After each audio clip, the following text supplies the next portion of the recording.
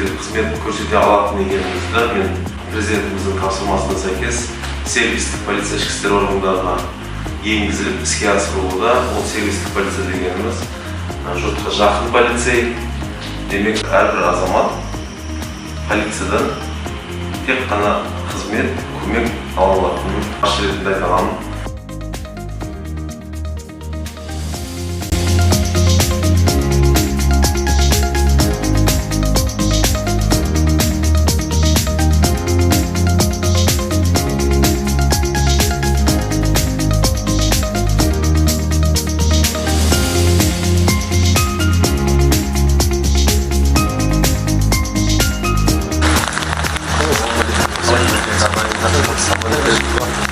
Көшеміз тыныш, қонысы қолаң бәрі жақсы. Өстіп хабар алып келіп тұрғанына рахмет.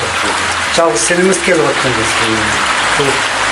Мына неден бері қаңтар оқиғасынан бері бірнеше жігіттер келіп кетті. Участке инспекторлар, жасқа толмаған инспекторлар. Рахмет, осылай жұмыстарыңызды сәтті, жақсы, аман болсын. Бәрі жақсы, тыныш. Аман есен жүріп жатырмыз.